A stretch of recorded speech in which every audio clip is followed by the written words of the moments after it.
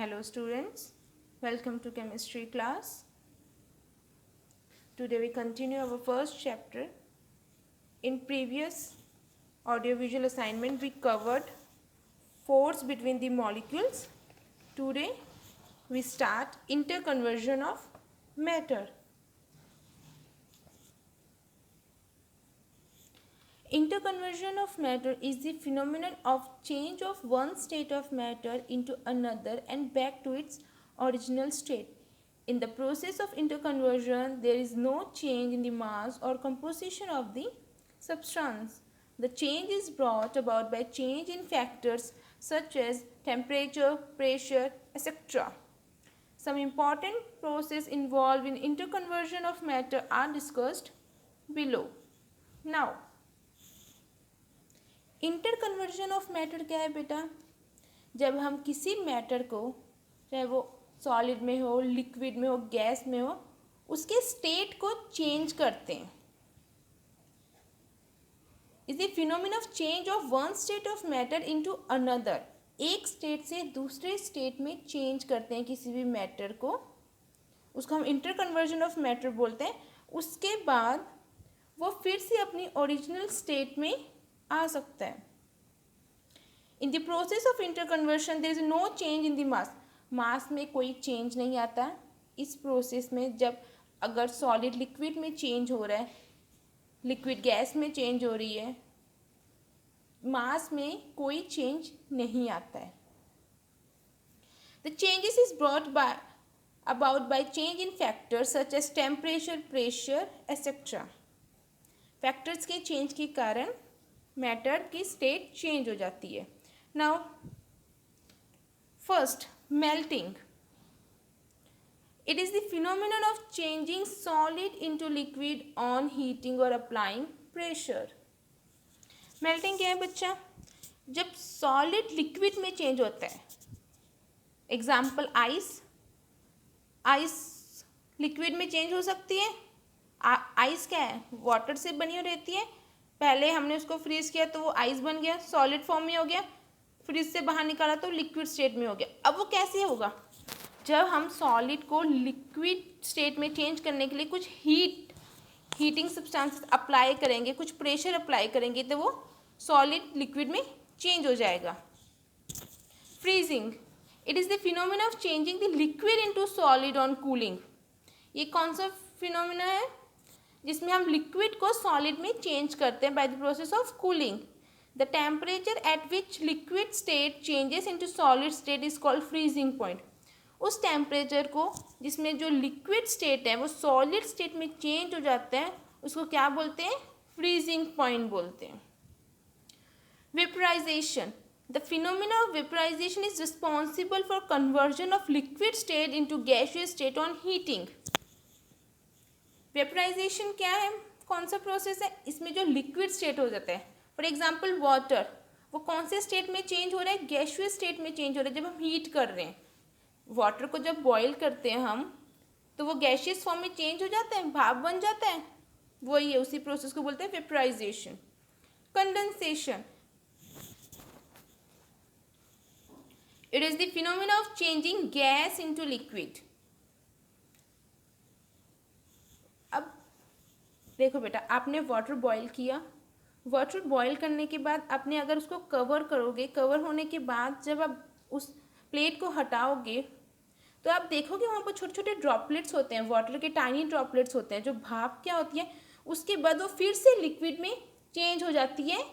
जब वो थोड़ी सी ठंडी हो जाती है, थोड़ा कूल होने के बाद जो वेपर्स होते हैं गैस के, वो फिर से लिक्विड में चेंज हो जाते हैं. उस प्रोसेस को बोलते हैं condensation. Sublimation. It is the phenomena of change of the solid directly into gaseous state without undergoing the liquid state. Sublimation क्या प्रोसेस है बच्चा?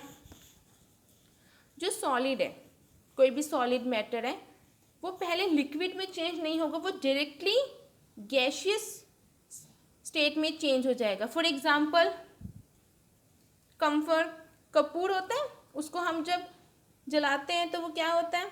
पहले सॉलिड स्टेट में जलाएंगे तो वो सीधा वेपर के फॉर्म में चेंज हो जाएगा. अगरबत्ती. This all are the example of sublimation.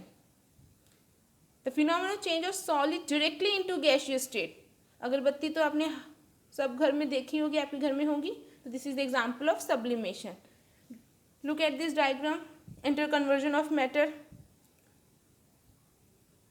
Solid को मेल्ट किया तो वो लिक्विड में चेंज हो गया, लिक्विड को अगेन वेपराइज किया तो गैसियस स्टेट में, गैसियस फेज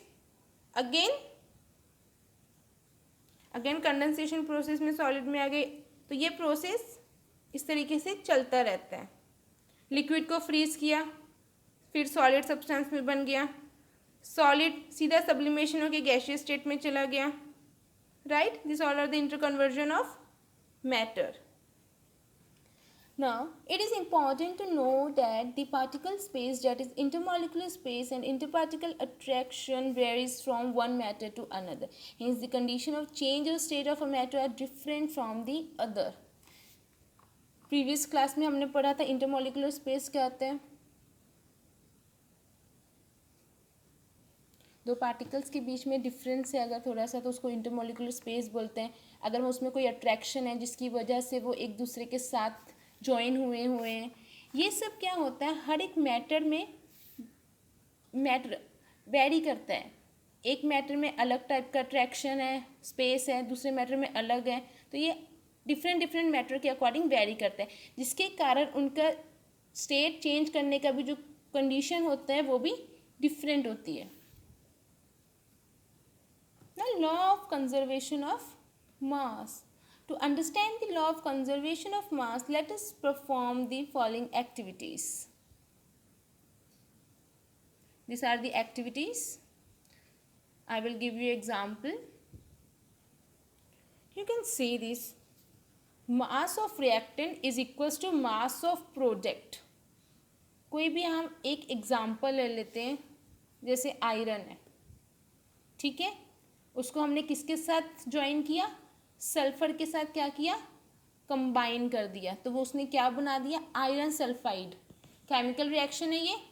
अब फॉर एग्जांपल आयरन कितना है, 56 ग्राम है, सल्फर कितना है, 32 ग्राम है, दोनों कंबाइन हो गए, क्या बन गया, 88। 56 प्लस 32 88। कुछ चेंजेस आया कि यहाँ पर 56 प्लस 32, यहाँ पर कुछ और नंबर आया 90, 91, 92, ऐसा नहीं आया, दोनों का प्लस करके आया। कुछ चेंज हुआ, कुछ इनका कुछ ग्राम लॉस हुआ, नहीं हुआ, वही है law of conservation of mass. The total mass of the substance taking part in the chemical reaction remain the same through out the reaction. जितना भी मास हमने लिया है किसी भी पर्टिकुलर सब्सटेंसेस का, तो रिएक्शन के टाइम पे उसमें कोई चेंजेस नहीं आएगा। जैसा मास ऑफ रिएक्टेंट है वैसे ही हमको प्रोडक्ट मिलेगा। This is the law of conservation of mass. In the other word, law can be also state that mass can neither be create not destroyed in the chemical reaction. मतलब जो मास है ना वो extra आता है, ना वो डिस्ट्रॉय होता है, ना कुछ क्रिएट होता है, वो एज इट इज रहता है पूरे केमिकल रिएक्शन में। अब यहाँ पर मास में कुछ चेंज आया, नहीं आया ना, there is no change of mass in whole process, so that is called chemical reaction और law of conservation of mass. Mass can neither create and not destroy. This is also known as the law of indestructibility of matter. इसको law of indestructibility of matter भी बोलते हैं। It is found that if the product of react be not allowed to escape from the place of reaction, the weight before and after the change remain the same. अगर कोई भी product हो रहा है, कोई भी केमिकल रिएक्शन हो रहा है, कितना भी वेट है उस पर्टिकुलर मास सब्सटेंस का, उसका एज इट इज रहेगा before and after the reaction. The validity of the law has been tested by a number of scientists from time to time, particularly by Anthony L. Lavoisier, who laid the foundation of chemical science by establishing two important laws of chemical combination, namely law of conservation of mass and law of constant proportion. अब इस जो ये law था, इसको बहुत सारे scientist ने क्या किया, टेस्ट किया टाइम टू टाइम कि कोई चेंजेस आता है कोई चेंज नहीं आया। जो एंटोनी एल लवेसन ने उन्होंने दो लॉज दिए हैं, that is law of conservation of mass and law of constant proportion. Now conserving mass energy. When chemical reaction occur with the liberation of large quantity of radiation such as heat and light, it is difficult to say whether the law of conservation of mass is compiled. According to Einstein, matter can be converted into energy according to relation E is equals to mc square. Here E is the kinetic energy, m is the unit of mass and c is the velocity of light.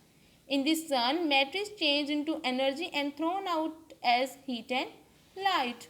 Probably somewhere in the universe, maybe in the process of being changed into matter. अब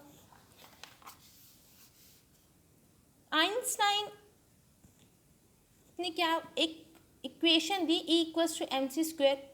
क्यों दी? उनको लगा जब भी कोई chemical reaction होता है, अगर उसमें कोई रेडिएट मतलब बहुत ज़्यादा हीट और लाइट निकल रही है, तो बहुत मुश्किल है ये बताना कि उसमें भी ये जो लॉ ऑफ मास है ये अप्लाई हो रहा है कि नहीं हो रहा है। तो उन्होंने एक इक्वेशन दी, that is E equals to M C square, where E क्या डिनोट कर रहा है? काइनेटिक एनर्जी, M क्या है? Unit of mass, and C क्या है? Velocity of light. क्यों दी उन्होंने? कि matter can be converted into energy. Matter को हम किस में कन्वर्ट कर सकते हैं? एनर्जी में। पहले उन्होंने बोला मास can neither be create and not destroyed, but उन्होंने बोला कि मैटर को हम मास को कन्वर्ट कर सकते हैं। किस में कन्वर्ट कर सकते हैं? एनर्जी में कन्वर्ट कर सकते हैं। इस रिलेशन से E equals to M C square के रिलेशन से हम मास को एनर्जी में कन्वर्ट कर सकते हैं। एग्जाम्पल दिया है कि फॉर एग्जाम्पल सन। अब ये जो सन एक मैटर है, हमारे यूनिवर्स में कितनी भी सारी चीज़ें वो सब मैटर ही है। ये क्या कर रहा है? Matter is change into energy. Energy में चेंज होने के बाद एनर्जी में चेंज हो रहा है, एंड क्या कर रहा है? एनर्जी में चेंज होने के बाद हीट और लाइट प्रोवाइड कर रहा है। Understand? So this is the conserving mass energy which is given by Einstein.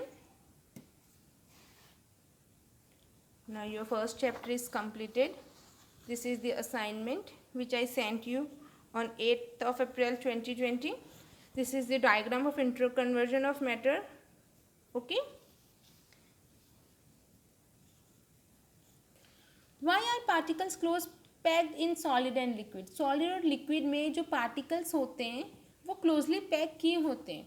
This is due to the presence of force of attraction. क्योंकि उन्होंने force of attraction ज़्यादा होती है as compared to gas. Okay. Force of attraction ज़्यादा होती है molecules में. Now let us define the following terms. Melting. It is a phenomenon of change solid into liquid on heating or applying pressure. Solid को liquid में change करने के process को क्या बोलते हैं? मेल्टिंग. फ्रीजिंग. लिक्विड को सॉलिड में चेंज कर रहे हैं तो उसको बोलेंगे freezing. Vaporisation. The phenomena of vaporisation is responsible for conversion of liquid state into gaseous state. Liquid state को गैसियस स्टेट में चेंज कर रहे हैं by the process of heating, उसको बोलेंगे vaporisation. Condensation. It is the phenomenon of changing gas into liquid. Gas को liquid में change कर रहे हैं. सब्लिमेशन. जो सॉलिड है, solid substance directly gaseous state में चेंज हो रहा है, that is called sublimation. Boiling. The process of change of solid of liquid to gaseous state. Boiling से क्या होता है? चेंज हो रहा है स्टेट ऑफ लिक्विड, किस में चेंज हो रहा है? गैसियस स्टेट में चेंज हो रहा है. इंटरकन्वर्जन ऑफ मैटर क्या है? Change of state of matter from one state to another and back to its original state. State of matter जो एक सब्सटेंस दूसरे सब्सटेंस में कन्वर्ट हो रहा है, एक स्टेट से दूसरे स्टेट में. सॉलिड लिक्विड में चेंज हो रहा है, लिक्विड गैस में चेंज हो रहा है, और उसके बाद वो अपने ओरिजिनल पोजीशन में भी आ जाएगा, उसको बोलते हैं interconversion of matter. This is the back exercise of chapter number 1 matter. MCQs. The basic property of three state of matter are mass, volume and shape. These are the basic property of matter. Change of state from solid to liquid. Solid से liquid change state को क्या बोलते हैं? Melting. The temperature at which liquid changes to solid. Liquid solid में change हो रहा है. Water ice में चेंज हो रहा है, कौन से पॉइंट में, फ्रीजिंग पॉइंट में। Interconversion of matter on the basis of kinetic theory on heating solid, interconversion of matter में काइनेटिक थ्योरी के बेसिस पे जब हम हीट करते हैं किसी भी सॉलिड को तो क्या होता है, जो पार्टिकल्स है वो एनर्जी को क्या करते हैं, गेन कर लेते हैं, राइट। सॉलिड को जब हीट प्रोवाइड करेंगे तो वो एनर्जी गेन करेगा, एनर्जी गेन होने के बाद जो पार्टिकल्स है वो थोड़ा मूव होने शुरू हो जाएंगे। मास में be converted into energy, this fact was told by, mass energy में कन्वर्ट हो सकता है, किसने बोला, Albert Einstein. Fill in the blanks, matter is defined as anything that occupy space and has mass. Matter क्या है, जो कोई जगह ले या उसमें कोई वजन हो तो उसको क्या बोलते हैं, matter. The three state of matter are classified on the basis of different in the arrangement of their molecules. जितने भी थ्री स्टेट्स हैं like solid, liquid and gas, उनकी अरेंजमेंट क्या है, मॉलिक्यूल्स की डिफरेंट है, सबकी सेम अरेंजमेंट तो नहीं है। किसी में पार्टिकल्स ईजिली मूव कर रहे हैं, किसी में क्लोजली पैक है, किसी में कम पैक है। The matter is composed of dash when we have which have intermolecular space. The matter is composed of, किससे बना होता है मैटर, एक सब माइक्रोस्कोपिक पार्टिकल, छोटे छोटे पार्टिकल्स होते हैं जिनमें थोड़ी बहुत इंटरमॉलिक्यूलर स्पेस होती है। The force of attraction between solid is maximum while between particles of gases is minimum. Force of attraction हमको पता है सॉलिड में सबसे ज़्यादा होती है क्योंकि जो पार्टिकल्स हैं, मॉलिक्यूल्स हैं, वो क्लोजली पैक होते हैं as compare to gaseous. The temperature at which liquid changes into vapour, liquid vapour में चेंज हो रहा है उसको क्या बोलते हैं, vaporisation. Match the column, liquid state to solid state, liquid state से सॉलिड स्टेट में जाएगा तो freezing, solid state to liquid melting, liquid state to gaseous state vaporisation, solid state to gaseous state sublimation. It does not undergoes into liquid state directly from solid to gaseous state to liquid state, condensation. Understand? Okay, thank you students and have a nice day.